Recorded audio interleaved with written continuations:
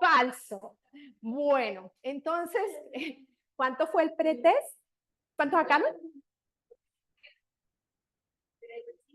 3 de 5. Entonces, todo el mundo sacó 3. Espero que al final saquen 5. Bueno, entonces, recordemos un poquito, y esto hace parte como de la cultura general, ojalá poder hablar de la historia del código y de su estado del arte fuera mucho más tiempo, pero tenemos que partir de que los humanos somos la especie mamífera más avanzada. Hacemos parte de especies mamíferas y que la leche materna es biológicamente determinada, pero está muy afectada socioculturalmente. Es algo que también se aprende. En el año 1600, el 100% de los médicos ingleses estaban recomendando leche materna por horarios fijos, hasta los 2 años. Aparecieron las nodrizas, supongo que ustedes conocen ese término, que eran esas mujeres que amamantaban allá en los reinos, en las comarcas, entonces contrataban mujeres a las cuales les pagaban para que alimentaran los hijos de las reinas. Sus mamás no alimentaban a sus bebés. Y entonces existió este término de nodrizas o de amas de leche, pero decayó esta estrategia porque empezaron a relacionar algunas infecciones de transmisión sexual con la lactancia materna. Entonces, infecciones como sífilis podría tener una estrecha relación, y es que las nodrizas estaban como muy relacionadas también con las trabajadoras sexuales. Entonces, en el año 1829 empezó a dispararse las muertes infantiles. Entonces, los niños empezaron a enfermar, empezaron a morir, y concluyeron que definitivamente se necesitaban las nodrizas. Entonces, era preferible tener una mujer a la que le pagaban y con los riesgos que pudiera tener, pero los niños empezaron a morir. El primer alimento infantil fue en el año 1860, donde hicieron este preparado. No funcionó mucho la forma líquida, entonces empezaron a meterle ahí cositas para solidificarla, para hacerla en polvo, y realmente en 1867 aparece este señor, Henry Nestlé, que no es médico, que no tiene absolutamente nada que ver con la medicina. De hecho, creo que era que tenía una droguería, bueno, como un negocio de vidrios, era como una vidriería, pero entonces él combinó azúcar, harina de trigo, con malta y con leche, y entonces crearon lo que llamaron la primera leche condensada, y empezaron a hacer esa leche de polvo, se llamó Farin Lacté, fue la primera leche de fórmula, y en su momento ayudó mucho a salvar a niños prematuros y ancianos. Entonces esto tuvo un boom en la Segunda Guerra Mundial. Entonces empezaron a promocionar esas leches de fórmula, contrataban mujeres que vestían de blanco como enfermeras y se iban por todas las casas promocionando esas leches de fórmula. En 1887 aparece el primer dispositivo para suministrarla, entonces aparece el primer tetero, y aquí seguramente ustedes han escuchado, han leído sobre el doctor Holt, que es considerado el padre de la pediatría norteamericana, y él lanza una teoría que le llama tanque de gasolina. Y entonces, ¿esta teoría en qué consistía? Que le daban de comer a los niños, y que cuando el niño empezaba a pedir porque tenía hambre, decía que era que había quedado, y si le falta, complemente. Si le llora, complemente. ¿Sí? Eso estableció que el niño tenía que comer por horarios, tenía que comer 10 minutos cada 4 horas, y todo el mundo mandaba eso, porque cada vez que el niño pedía comida, decían que era que había quedado con hambre. Entonces, esta teoría se llamaba así, tanque de gasolina, y empezaron a poner como ese horario rígido para alimentar a los bebés. Y aparece el deseo de las mujeres de derechos iguales a los hombres, de querer ir a trabajar. Entonces, ¿esto qué hace? La mamá empieza a separarse del bebé, ella empieza a trabajar, empiezan también unas prácticas inadecuadas como el lavado de los pezones, como darle suero glucosado a los bebés para prevenir la hipoglicemia tan pronto el bebé ha nacido, y los médicos empezaron a elaborar sus propias fórmulas. Estoy segura que ustedes han oído una que se utiliza todavía mucho, que es la sopa Jaramillo, y todavía uno encuentra mamás y encuentra pediatras que están recomendando ese famoso preparado. Entonces, ¿esto qué hizo? Que bajaran las tasas de lactancia materna, y esto tenía una gran influencia por el personal médico. Entonces habían dos teorías, que la leche en polvo era mucho mejor que la materna y que era un instrumento de liberación para la mujer. Entonces, con base en esas teorías fue el disparo del uso de las leches de fórmula, pero aparece ella. Estoy seguro que ustedes la conocen, que han leído también mucho sobre ella. ¿Por qué? Porque ella fue quien estableció este estado de nutrición crónico y entonces ella empezó a trabajar mucho para velar por la salud y la nutrición de los niños y para velar por una alimentación adecuada. Fue tanta la lucha que ella fue como desterrada donde ella estaba y la desterraron y la mandaron a una universidad en la Quinta Porra, donde nadie la escuchara, donde nadie pudiera hablar con ella, donde eran muy poquitas las personas con las que ella trabajaba y lo que no tuvieron en cuenta es que la invitaron a un congreso del Club Rotario. Y en ese Club Rotario ella dio una conferencia que fue una conferencia muy fuerte y termina diciendo, y ustedes pueden leer, eso se encuentra documentado, si su vida estuviese amargada como lo está la mía, al ver día tras día masacre de inocentes por una alimentación inadecuada, creo que usted entonces sentiría, como yo siento, que la propaganda engañosa sobre la alimentación infantil debería ser castigada como la forma más criminal de sedición y que estas muertes deberían considerarse como un asesinato. Entonces, este movimiento le generó una gran demanda a Nestlé, o sea, fueron muchas cosas y que yo los invito a que por cultura general, ojalá lo puedan leer. Entonces, después de esta pequeña introducción, de este pequeño estado del arte también, ¿cómo se construye el código? El código se construye a partir de todos los resultados de mortalidad y morbilidad en la población infantil. Entonces empiezan a hacer reuniones conjuntas de la Organización Mundial de la Salud, de la AMS también, y empezaron a elaborar borradores, se hicieron 3 borradores hasta que finalmente en el año 1981 se adapta el código. Entonces se reunieron 119 países. Finalmente, esa tercera vez, solo un país dijo que no, que fue Estados Unidos, es el único. Actualmente, 36 países, los que ustedes ven aquí con el fucsia más fuerte, son los que tienen aprobado el código y está adherido a las leyes de cada uno de sus países. Otros 32 países en donde nos encontramos nosotros hemos adaptado parte del código en la legislación nacional. Algunos otros países han elaborado como unas guías como pequeñitas. Y una cosa muy importante, este código es el mismo del año 1981. Este no tiene ninguna modificación. ¿Qué es lo que se hace? Que cada 2 años se reúne la Asamblea Mundial de la Salud y cuando lanzan una resolución, esa resolución que sale se lleva al código. Entonces el código es el mismo, pero cada 2 años tiene que ir adaptándose. Y para nosotros, ¿quién nos reglamenta el cumplimiento del código? El decreto 1397 de 1992. El 1396 es el decreto porque el que se establece el Consejo de Protección a la Lactancia Materna. ¿Cuál es el problema de nuestro decreto? Que no hay una sanción. Por eso todos hacemos lo que queremos y lo que nos parece. ¿Sí? Entonces aquí no está establecida como una sanción por el incumplimiento de este decreto.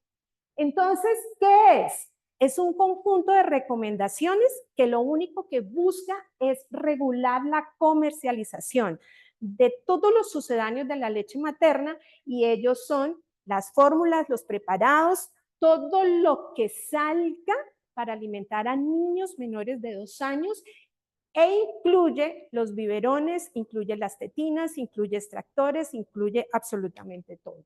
Entonces, ¿cuál es el gran objetivo? No es prohibir el uso de la leche de fórmula. Lo que busca es darle a ese bebé que necesita la leche de fórmula la mejor alternativa nutricional posible. Entonces, no la prohíbe. Es por eso que ustedes, los pediatras, los médicos, son los encargados de decirle a la mamá cuál leche de fórmula es la que deben comprar cuando se necesita, porque qué está pasando y qué estamos viendo seguido en las consultas, que los papás se van a las farmacias y son los farmacéuticos los que le están recomendando las leches de fórmula. Entonces, ellos, ¿cuál recomendarán?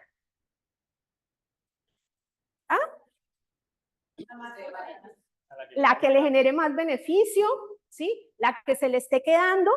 El papá llega y le dice, deme la más cara, porque yo a mi hijo le doy lo mejor, y a mí me llegó un señor con una fórmula altamente hidrolizada, ¿sí?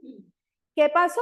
Es que mi bebé acabó de nacer y me dijeron que estaba bajando de peso, y sin ser un bebé menor de 2.500 gramos, estaba con una fórmula de prematuros. ¿Por qué?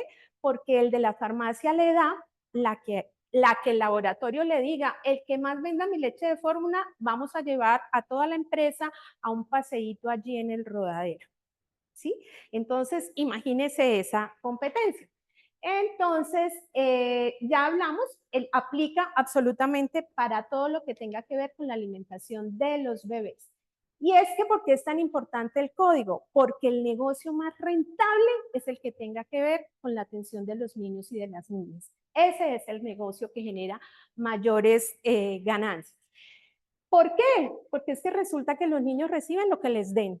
Ellos no tienen opción de elegir. Lo que a mí me den es lo que yo como. Porque la influencia comercial es supremamente fuerte, porque es un consumidor que no decide. ¿Quién decide? Su mamá. ¿Quién decide? Su papá. Le da globalización, ay, estar dándole tetero, pues es cachizudo, y entonces yo compro el biberón más costoso, y el más costoso es el que más genera confusión de pezones, porque la mamá siempre quiere lo mejor para sus bebés. ¿Qué mamá quiere hacerle un mal a su hijo? Nadie, porque resulta que nosotros estamos influenciados, y entonces nos venimos a esa teoría del tanque de gasolina. Dele tetica cada 3 horas, si ve que queda con hambre, dele leche de fórmula. Y claro, pediatra tumba lo que haya dicho consejera de lactancia, asesora de lactancia, porque pudo estar hora y media con esa mamá, y cuando vino 2 días es que el pediatra me dijo que si quedaba con hambre le diera. Entonces, todo lo que yo hice en hora y media se me perdió en cuánto dura una valoración por el pediatra. Entonces, las promociones éticas y los engaños. Y obviamente la tradición oral, la historia de la familia, las experiencias previas de lactancia. Entonces, ¿qué reglamenta el código? Reglamenta estas 5 cositas fundamentales. Información y educación sobre la alimentación de los niños y de las niñas. La promoción de sucedáneos de la leche materna y los productos afines al público en general. Y lo mismo para el equipo de salud. Entonces, eso que nosotros tengamos a los visitadores en la puerta, eso es una infracción. ¿Por qué? Porque allí están los papás y las mamás. Y muchos me han dicho, es que yo quiero la que ella le estaba diciendo al doctor, porque dijeron que era buenísima y que no le daba cólico. ¿Cómo es? ¿Cuál es? Y nosotros estamos recibiendo la visita ahí. El etiquetado y la calidad de los sucedáneos de la leche materna, no se pueden utilizar imágenes de niños, no se puede mencionar absolutamente nada de eso. Y debe tener una notificación que diga que la leche materna es el mejor alimento para los bebés, pero pasa como la publicidad de las bebidas alcohólicas y nadie escucha. Y está así, en una letra que nadie lee tampoco. Y obviamente la aplicación y la vigilancia del código. Entonces, ¿cuáles son aquellas infracciones que son más frecuentes? Esos que dicen que el chupo anatómicamente diseñado como el seno de la madre para proteger la lactancia. Ese que tiene ese eslogan, ese es el que más genera confusión de pezones. No digo marcas porque me da como pena. Las muestras gratis entregadas a los profesionales de salud. Entonces uno ve que entran, que las tienen, y luego yo sé que nosotros lo hacemos con la mejor intención, que lo que queremos es ayudar a esa mamá. Pero cuando yo le estoy dando esa leche de fórmula, la estoy obligando a que compre más leche de fórmula, porque cuando se le acabe, ¿qué va a hacer? ¿Sí? La publicidad de biberones, las encuestas a madres para participar en sorteos. Entonces yo le estoy regalando esto, pero deme los datos porque es un control que nosotros llevamos de la entrega de este regalito. Pero con esa información empieza a llegar la información a la mamá de los sucedáneos de la leche de fórmula. Y obviamente, pues la influencia al personal de salud para que incidan en las madres en la toma de decisiones, ¿sí? Porque pues, bueno, no voy a entrar en detalles. Entonces, ¿qué no debe hacer la industria? No debe dar suministros de leches a las instituciones. El código es muy claro cuando dice que la institución debe comprar, adquirir las leches de fórmula de la misma forma como adquiere los antibióticos, como adquiere equipos, como adquiere insumos. Promover sus productos al público o a los profesionales de salud, dar regalos a madres o trabajadores, utilizar imágenes de bebé, dar muestras gratuitas, promover alimentos infantiles y etiquetas deben estar en un lenguaje sencillo e incluir advertencias sobre las consecuencias de su uso. Entonces, lo conocemos todos, representante de nuestra patria, y ellos, los automovilistas, en sus uniformes llevan los escudos de todos sus patrocinadores. Entonces, la imagen que les voy a mostrar es la imagen a la reflexión. La encontré por ahí, navegando por internet, que no es mucho lo que navego, pero dice así: debería existir una ley para obligar a los doctores y científicos a usar logos de sus patrocinadores como los conductores de NASCAR. De esta manera lograremos saber qué empresa farmacéutica lo está patrocinando. De hecho, a veces nos regalaban batas y las batas llevaban como el logo del laboratorio. Entonces, ¿quién quiere leer, por favor?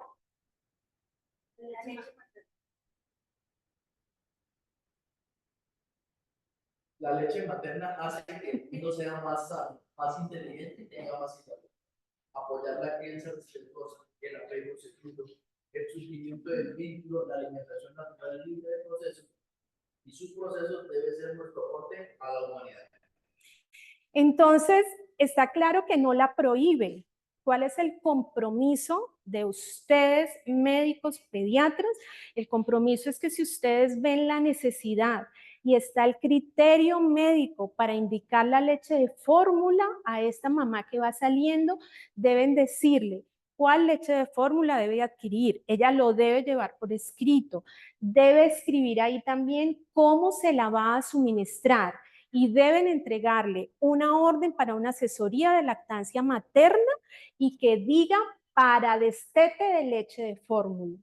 Ese es el compromiso de ustedes, porque esa es nuestra responsabilidad ética, no enviar a esta mamá y a este papá a que salgan a la calle y ellos compren la que ellos puedan comprar o la que a ellos les ofrezca. Todo bebé recién nacido, sano, enfermo, con algún riesgo, debe salir de esta institución con una orden de asesoría en lactancia materna. Responsabilicemos a las CPS, a que ellas se comprometan a prestarles ese servicio. Aquí nosotros tenemos ese servicio por un valor que realmente es un valor que se compra y es un valor más de como representativo que cualquier otra cosa, porque son solo 50,000 pesos en una asesoría por una asesora de lactancia que es certificada y que puede durar 1 hora y hora y pico en esa asesoría. Entonces sí es muy importante, esa es nuestra responsabilidad. Entonces, ¿qué tenemos que aprender? Tenemos que aprender cómo le vamos a enseñar a esa mamá que le debe suministrar esa leche de fórmula o la leche materna extraída. Y él dijo: locura es hacer lo mismo una vez tras otra y esperar resultados diferentes. Entonces, queremos, apoyamos, protegemos, promovemos la lactancia materna, pero en la unidad de recién nacidos utilizamos biberones. Y después de un mes, mes y medio, 2, utilizando biberones, entonces llaman y dicen: necesito que venga porque necesitamos que este bebé se vaya cogiendo la teta de la mamá. Entonces, ¿cómo vamos nosotros a lograr que después de un mes que el bebé está comiendo por biberón, el bebé logre engancharse en la teta de la mamá? No es imposible, es posible, pero ¿qué mamá va a soportar el llanto de su bebé peleando con la teta? ¿Sí? Porque además no es ella, es la mamá que le dice: usted es una mala madre, usted cómo deja llorar al bebé, usted cómo se le ocurre, a mí no me importa, dice el papá, yo le compro la leche de fórmula. Entonces, ¿cuáles son las razones para considerar suministrar leche de fórmula? Obviamente, en casos de separación forzosa por hospitalización de mamá o bebé, cuando tengo un bebé que tiene trastorno de succión y yo necesito hacer ese entrenamiento, ese bebé que no es capaz de agarrar el seno de la mamá, que está muy dormido, que queremos hacer relactación, que tiene una pérdida normal de peso, pero antes de indicar la leche de fórmula, lo que hay que hacer es evaluar la técnica de alimentación, es ver cómo la mamá lo está haciendo, por qué la pérdida de peso, antes de decidir la leche de fórmula. Porque la mamá quiso, y aquí tuvimos una mamá que el cirujano plástico le dijo que si no quería dañar la cirugía de sus senos, que no podía darle tetica a su bebé. Y habló la doctora María Paula, hablé yo, habló todo el mundo y dijo, no me van a convencer. Y pues no se trataba de convencerla. Ella quería cuidar sus senos y sus prótesis y el cirujano plástico le dijo, pudo más el cirujano plástico que pediatría, que enfermería. Y cuando se quiere conducir la lactancia. Entonces, esto para recordar un poquito. Sabemos que más o menos a las 8 semanas el bebé ya puede abrir la boca, que en la semana 15 el bebé ya puede succionar sus deditos, que en la semana 32 se tiene ya instaurado el reflejo nauseoso y los mecanismos de protección. Pero solo en la semana 34 nosotros vamos a tener una coordinación de la triada succión, deglución, respiración. Y entonces, cuando nosotros decidimos alimentar un recién nacido, entonces existe cualquier cantidad de técnicas para alimentar al bebé. ¿Cuál es la que tenemos que utilizar? Aquella que tenga menos riesgo de generar una disfunción oral motora. ¿Por qué el biberón no es el plan B? El biberón no es el plan B porque primero da una sensación de falsa seguridad, porque además el bebé se come el chupo y él succiona, succiona, succiona, y no succiona porque tenga realmente hambre, sino por reflejo de succión. Él succiona todo lo que le introduzcan en la boca. Entonces eso le da a los papás y a la mamá esa sensación de pérdida de confianza, porque ese bebé en esos primeros días, cada hora y media, quiere estar pegado en la teta de la mamá. Y entonces llegó aquel diablillo que le dijo, mija, es que a usted no le está saliendo, dele un teterito que por eso no se va a morir. Y entonces la mamá le prepara onza, 11:30, se lo da con un chupo y al bebé le parece que no hay un mañana y se lo come todo y si ve, lo que él tenía era hambre. Y más encima duerme 3 y 4 horas. Si ve, mijita, usted lo estaba matando de hambre. ¿Sí?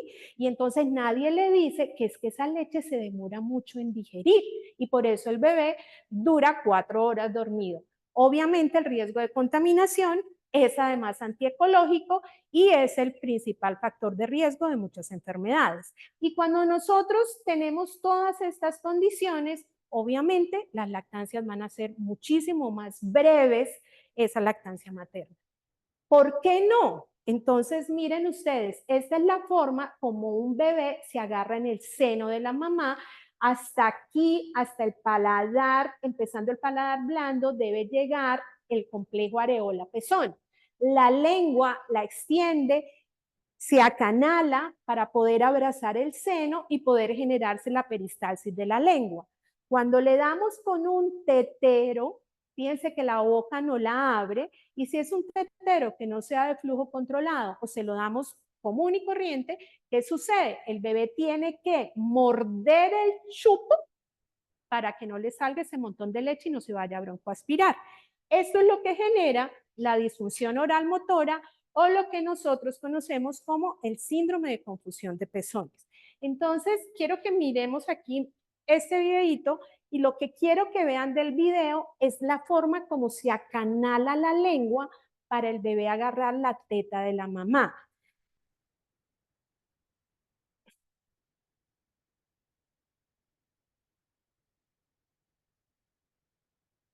Bueno, no suena, porque aquí mis asistentes técnicos no me conectaron el volumen. Entonces, ahí lo que quiero que ustedes vean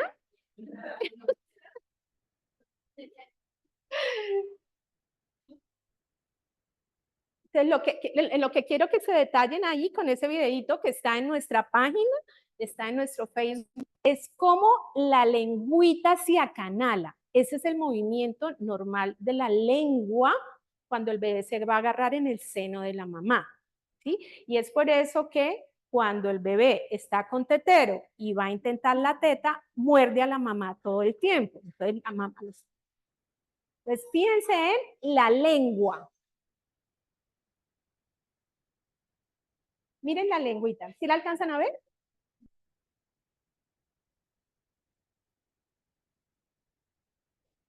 Miren.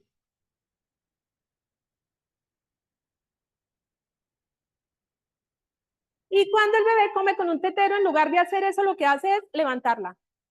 La levanta y muerde. ¿Mm? Bueno. Bueno. Y entonces, ¿cómo pueden ustedes ver ese síndrome de confusión de pezones? Eso se ve así tal cual como está escrito porque llegan las mamás a la asesoría por consulta externa y les pregunto, ¿y ustedes le han dado teterito? No, no, no, jefe, solo la tetica. Y después, tan pronto empiezan, yo le dije, ¿cuántos teteros le ha dado? Ay, jefe, es que el doctor me dijo que si quedaba con hambre le diera. Y entonces ese quedaba con hambre es cada vez que le va a dar de comer. ¿Qué ve? El bebé se pone inquieto a la hora de amamantar. Incluso cuando ya la mamá lo está cogiendo y lo está llevando a la teta, ya el bebé empieza a pelear, ya el bebé se pone inquieto. Tiene dificultad para agarrarse, le cuesta mucho saber en dónde está el seno de la mamá y empiezan a mover la boca para un lado y para el otro. Y entonces la mamá lo tiene aquí y el bebé empieza a hacer esto. Y entonces cuando se agarra, el bebé se pone nervioso y el bebé empieza a empujar con las manitas a la mamá y entonces se mueven mucho y empiezan a tirar el pezón, como hacen los terneros con las vacas, la cabecean y la jalan para hacer que le salga más leche y hacen un rechazo total. Incluso el niño se pone tan irritable que se ve agresivo. Y entonces, ¿qué dice la mamá? Es que me aborreció, es que no me quiere, es que no sé qué es lo que pasa, ¿sí? Yo no me conecto con mi bebé. Entonces, el síndrome de confusión de pezones, así es que se ve. Es una asesoría de lactancia, no puede durar 5 minutos, 10, 15, 20, porque uno tiene que ver todo ese proceso de la lactada. ¿Y qué pasa cuando hay un niño que tiene ya instaurado su síndrome de confusión de pezones? Entonces empieza a lastimar a la mamá, la fisura, la mamá le duele, como le duele, no lo pone a la teta, se acumula la leche, empieza a haber incurgitación, se incurgita, entre más incurgitado, más dificultad para que la agarre, más dificultad para que salga la leche. La mamá dice, definitivamente yo no fui capaz. Y entonces cuando tenemos una mamá así, ¿qué pasa? Lactancias maternas más breves, ¿sí? Entonces, ¿cómo elige uno la técnica de alimentación? Aquí hoy solamente vamos a hablar de dos, pero se elige teniendo en cuenta la edad gestacional, el estado clínico del bebé, la enfermedad de base, la tolerancia del bebé, el tiempo, por cuánto tiempo lo vamos a hacer y quién lo va a suministrar. Entonces, dependiendo de quién, uno elige también la técnica de alimentación. Entonces vamos a hablar de la técnica de copa, que es la técnica ideal. ¿Por qué? Porque la técnica de copa, cuando el bebé ya no quiere más, el bebé cierra la boca y ya no come más. Por eso le indican que le tienen que dar una onza y la jefe dice, pero es que él solo se comió 10, porque es que cuando se le da leche de fórmula a un bebé recién nacido, no se le debe indicar más de 10 centímetros, máximo 15 centímetros. ¿Por qué? Porque necesitamos que él digiera rápido, que no quede tan lleno para no quitarle estimulación a la mamá. Entonces, esa técnica de copa, valga el mercadeo, estas son las copitas de Medela que ya las está vendiendo la Fundación San Luis aquí en la institución. Entonces son las copitas que digamos que ergonómicamente son muy apropiadas para poder suministrarle al bebé. ¿Qué es lo que tenemos que hacer con esta técnica? Con esta técnica hacemos como si se le fuera a dar el cenito a la mamá en cuanto a las estimulaciones. El bebé se coloca sentadito, entonces al bebé lo colocamos aquí sentadito, ¿sí? Lejos del cuerpo de mamá, porque es diferente si le damos en la misma posición que le damos el seno, eso puede ayudar a hacer una confusión de pezones. La lechecita la echamos en la copita y estimulamos el borde superior del labio, para que estimularle el reflejo de búsqueda. Y cuando el bebé abre su boquita, se ubica la copita debajo de la lengua, ¿sí? Y apenas toca la leche en la boca del bebé. Tan pronto la toca, el bebé que es a término empieza a sorber. Y el bebé prematuro lengüetea, hace como los perritos. De hecho, un bebé ya de 32, 33 semanas se le podría empezar a dar con la técnica de copa, ¿sí? Entonces, eso es muy importante. Este video es un video que realmente no está editado a propósito, porque digamos que es la forma como yo les explico a los papás. Este fue una niña, hija de una enfermera y un psicólogo, que su mamita estaba en una condición de hipogalactia fisiológica. La niña se fue con leche de fórmula, pero con el acompañamiento adecuado se logró una lactancia materna exclusiva a pesar de la condición fisiológica de la mamá. Entonces, fíjense cómo se estimula la naricita. Miren el signo de hambre, típico del recién nacido, manita empuñada con fuerza.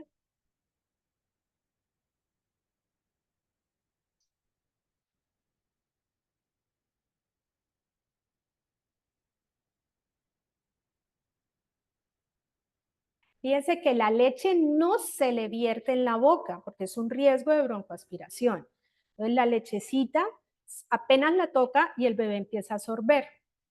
Y cuando ya bebé no quiere más, cierra la boca y listo.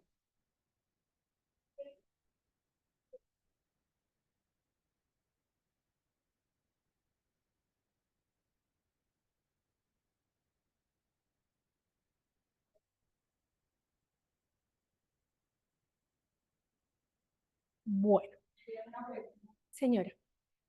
Es muy frecuente que la verdad diga que los niños de la leche un poco. Porque nosotros, digamos que nosotros en la unidad estamos intentando, por ejemplo, las guarderías, el que se hospitaliza por toxo, sí, o sea, los niños que no tienen una condición así, entonces indicamos darle con copas y la mamá no está. Pero es muy frecuente que uno indica la copa en la tarde, al otro día va a ronda y le dicen, no, doctora, eso derrama todo. ¿Será porque les están más bien echando la leche en la boca? Es por eso, doctora, es porque están vertiendo la leche en lugar de que el bebé la tome. Lo que también desde la experiencia me ha sucedido es que cuando los bebés están con gases, tiene gas, empiezan a sorber y entonces como están con gases empiezan a hacer como las ballenas. Entonces soplan y empiezan a botar. Y eso es porque están con gasecitos. Es que ellos le van hablando a uno y le van diciendo a uno. Pero el derrame siempre es porque generalmente la están metiendo. O sea, vierten la leche y por eso se derrama. Ahora, como allá le dan tanto volumen, es probable que cuando sea la siguiente toma, ellos todavía están llenos y no van a comer, porque es mucho volumen. Por copa, digamos, de 2 onzas? ¿Cuánto se podría demorar una enfermera dando 2 onzas por copa? en un recién nacido, ¿tanto? Pues Mucho porque, por volumen. ejemplo, bueno, digamos una onza larguita, ¿cuánto se demora en una onza? Pues la verdad, a mí me va bien. O sea, yo me demoro 10 minutos, o sea, 10 minutos el bebé comiendo, porque es que el bebé no se va a comer todo. O sea, es Claro. que el bebé cierra. Y si él cierra, yo no lo obligo a comer. Y si él pide comida antes, pues yo le doy antes. Pero tan pronto el bebé hace, cierra la boquita, es que ya el bebé está satisfecho. Claro. Y va viendo Pues, uno los signos de digamos que la satisfacción. pregunta va ligada a que pues es muy difícil, por ejemplo, en una unidad neonatal con 30 pelados, decir que le vamos a dar cada vez que pida o cada vez que muestre signos de hambre. Yo entiendo que eso debería ser lo fisiológico, pero ¿cómo hacemos para que las enfermeras se estén mirando? ¿Sí? Entonces, ¿qué pasa? Uno da una indicación de un volumen que se supone que son los requerimientos del primer día del bebé. Y entonces es tratando de pensar estrategias de cómo hacer para esos, por ejemplo, esas guarderías, que son niños que no tienen ninguna condición médica para estar ahí, sino que la mamá está en la unidad materno-fetal. ¿Cómo hacer para que no terminen con un TER? Por eso es que se crearon las unidades de puertas abiertas, para que mamá, papá estén ahí y ellos estén apoyando ese tipo de actividades. Y de paso uno los está educando, de paso los está capacitando y ellos se están entrenando también con eso, ¿sí? Porque obviamente, ojalá se tuviera el personal suficiente para asistir la alimentación de los recién nacidos, pero eso no va a ser posible, ¿sí? Entonces, lo ideal sería que mamá, papá o cuidador pudiera estar ahí precisamente para apoyar esa partecita. Digamos que las mamás cuando están en la unidad no pueden bajar. O sea, digamos que es que estamos pensando estrategias para esos niños específicamente. Y el papá y la abuela, el cuidador. Es difícil. El papá Yo generalmente lo sé. está entre la unidad materno-fetal y nosotros. Por Se eso, van, miran y se van asustados. por eso debe O sea, haber, por eso debe ser un poco más flexible las visitas a las abuelas, porque allá las tienen ¿Puedo intervenir? muy, creo que es un horario, Buenos días. Andrea. Doctor, ¿están escuchando? ¿Aló? ¿Sí me oyen? Sí, sí, te escuchan. Buenos días. Pues primero una cosa. Primero es el bloqueo mental de no intentar y Julie sí nos toca presionar más todos, los residentes también, enfermería, que el niño que va a estar de una estancia corta, por una ictericia, por el estudio toxo, etcétera, y máxime si es a término, le demos por copa y creo que en eso hemos ido mejorando en los grandecitos. Y la otra que yo veo de dificultad es que estamos calculándole un volumen muy alto, o sea, nosotros estamos dando el full de aportes y nos toca reevaluar y definir qué volumen de fórmula vamos a dar en los niños cuando los papás no están, porque a pesar de visitas abiertas y de todo, muchos papás no están buena parte del tiempo y a veces abuelos tampoco. Uh-huh.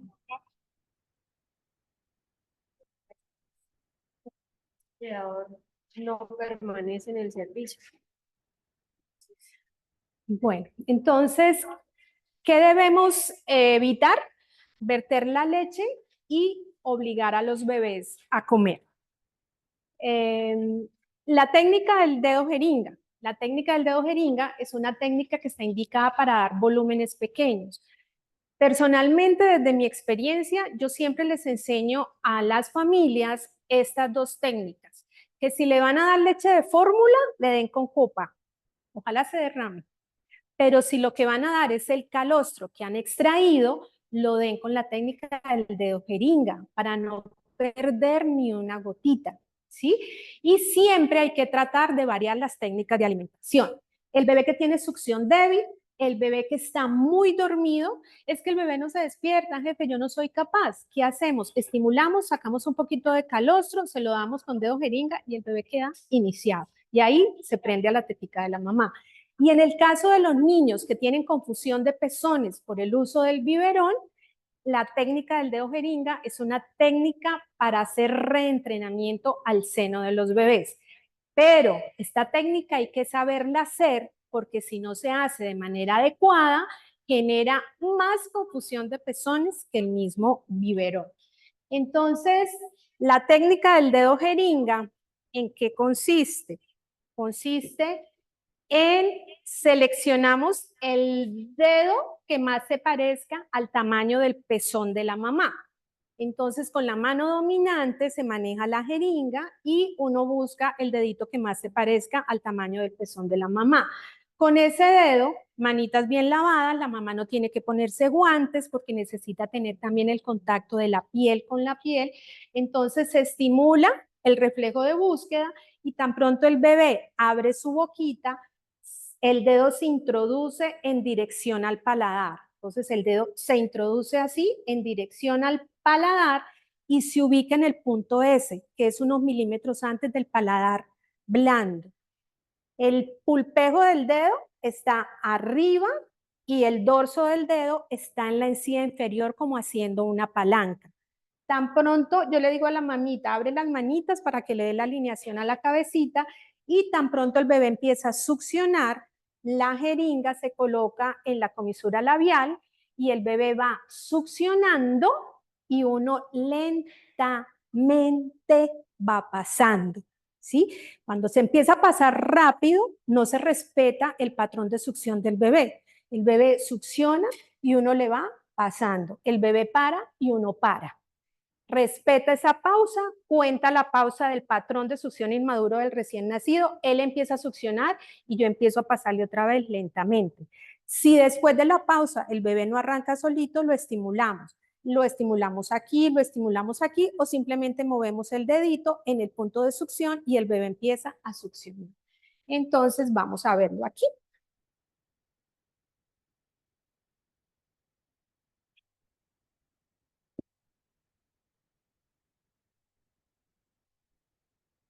Esa es la misma bebé que ya estaba llena. ¿Sí le ven sus manitas abiertas? Entonces, pero la niña colaboró porque los papás dijeron, por favor, jefe. Entonces, obviamente, pues yo sí tengo guantes.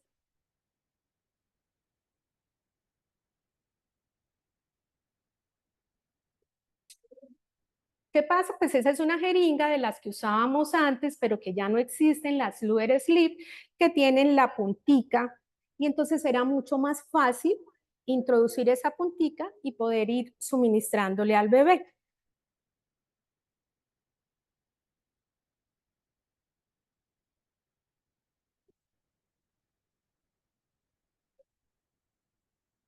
Entonces, la clave está en la posición del dedo, porque si el papá lo deja solamente en la puntica, el bebé no abre la boca.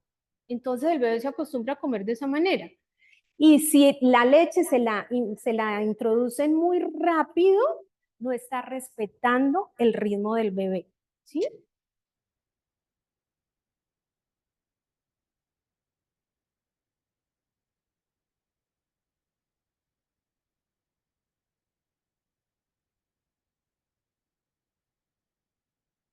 Bueno. Esta es una opción que es con una sonda. Entonces la mamita se pega la sonda en el dedo de tal manera que está ahí, el bebé está succionando, el dedo va a un sistema relactador, la sonda, perdón, y entonces el bebé va succionando y él mismo va sacando la lechecita. Nadie se la está metiendo. Entonces, esta es una opción porque como las jeringas ahora vienen con punta rosca, entonces los papitos se asustan mucho con ese sistema. Muy importante, verificar la posición de los labios. Siempre se le acomoda como si fuera el agarre de la tetica y hay que respetar el ritmo del bebé, ¿de acuerdo? Entonces, esta es otra opción. O sea, estas son unas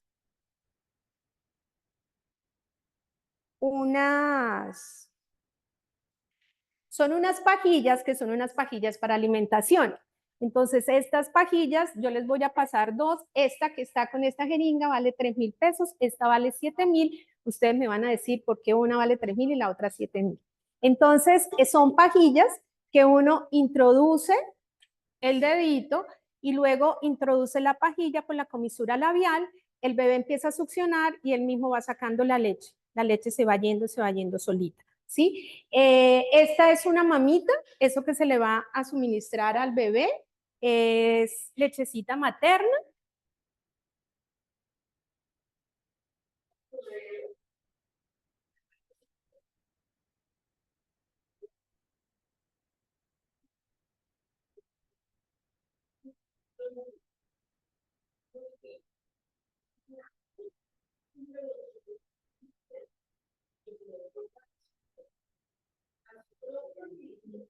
¿Sí ven? El bebé lo está sacando.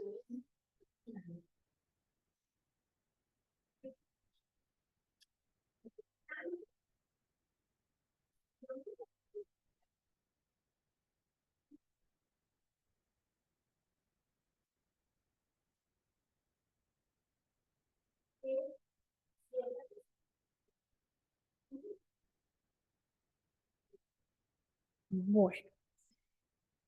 Y bueno, ya para terminar, pues obviamente el biberón siempre estará ahí y a veces será como el elegido. El biberón, ¿cómo debe ser? Debe ser un biberón, entre más tecnología tenga y más caro sea, más confusión de pezones va a generar. Entre más baratico sea, muchísimo mejor. ¿Cuál es la clave? Es cómo uno le da el tetero a un bebé. ¿Cómo debe ser el chupo? Tiene que ser de base estrecha Debe ser aproximadamente de 1.8 o 2 centímetros de largo para que alcance a llegar hasta donde llega el complejo areola-pezón. El chupo debe ser supremamente blandito y debe ser un chupo clásico, señor. En instituciones hospitalarias el laboratorio dice que es una por uso, pero en la casa mamita la puede utilizar todo el tiempo y la va lavando y la pringa y ya, ¿sí? El chupo debe ser un chupo redondito por todos lados, ¿sí? No los chupos que hay, como el pezón achatado, y achatado no es el pezón. Entonces hay un método para dar el biberón, que es el biberón tradicional, que se llama el método Casi. El bebé se coloca lejos del cuerpo de la mamá, ¿sí? Aquí está colocado lejos del cuerpo de la mamá, sentado también. ¿Y qué se hace? Lo mismo que se hace con la teta, con el dedo, con la copa. Se estimula reflejo de búsqueda, el bebé abre la boca, se introduce el biberón, el bebé succiona 5 veces y se retira. Vuelve y se estimula, se introduce, succiona 5 o 6 veces y cuando para, se retira. Vuelve otra vez, se introduce, cuando para, se retira. Porque esto hace que sea un ritmo y una velocidad del bebé, ¿de acuerdo? Si se va a utilizar un biberón de flujo controlado, ese biberón, ¿qué va a hacer? No va a hacer que la leche salga de chorro, ¿sí? Sino que va a ser un flujo controlado como su nombre lo dice. Entonces nosotros aquí utilizamos esta marca, que es la marca Pigeon, y la talla SS para niños de 1 mes. Después del mes es la talla S.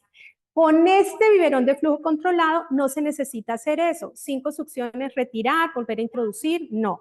Simplemente vuelve, se va a comenzar, se introduce el biberón, ellos traen un huequito que es una válvula, debe quedar hacia la nariz, el biberón nunca se para, el biberón se deja en horizontal, ni tampoco se sostiene aquí para ayudarle al bebé a que se coma todo el tetero, ¿sí? Entonces esa es la manera de dar el biberón. Bueno.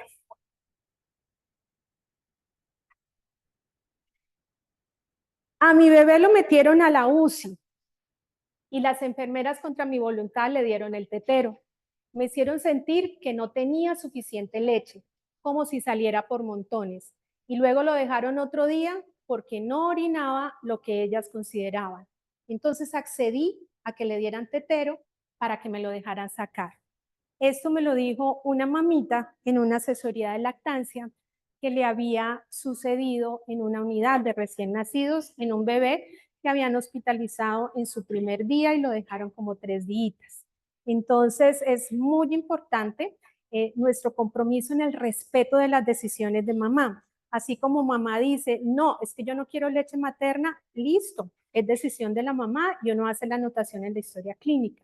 Pero la mamita que pide, por favor, no le den con tetero, por favor, denle con copa, eso también tiene que ser algo que se debe respetar mucho.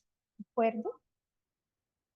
Bueno, ustedes en Almera encuentran este instructivo, es el instructivo de técnicas de suministro de leche materna extraída o leche de fórmula al recién nacido. Es un instructivo de fácil acceso, de fácil lectura, está también muy completo para que, pues, si quedan inquietos hoy, puedan ampliar un poquitico más la información.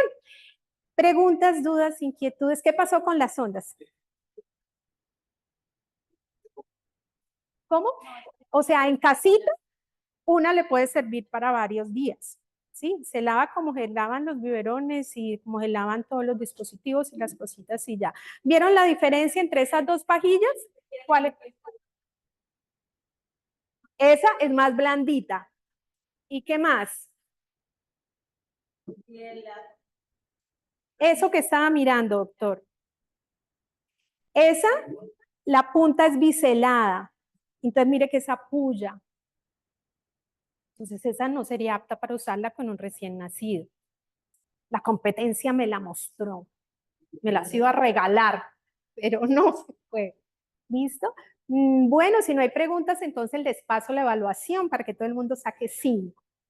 Edna, perdón, tú dijiste de un video que está en la página de la clínica, pero ¿dónde es? Porque yo no lo encuentro. Señora, Un video que dices que está en la página de la clínica, pero ¿por dónde es la ruta? Porque no lo logro ver. está en Facebook, doctora. Está en Facebook, doctora. Ahorita, si quiere, yo le mando el enlace. Allá hay un video de cómo dar con técnica dedo jeringa y hay un video también, este que les pasé ahorita, ya se lo mando, doctora. Y eso lo podemos usar libremente con pacientes del consultorio y todo, sí, para entrenamiento. O sea, ¿les podemos dar el link a usuarios? Claro, claro que sí, pueden entrar a la página web y ahí pueden descargar también varios videos que están. Gracias.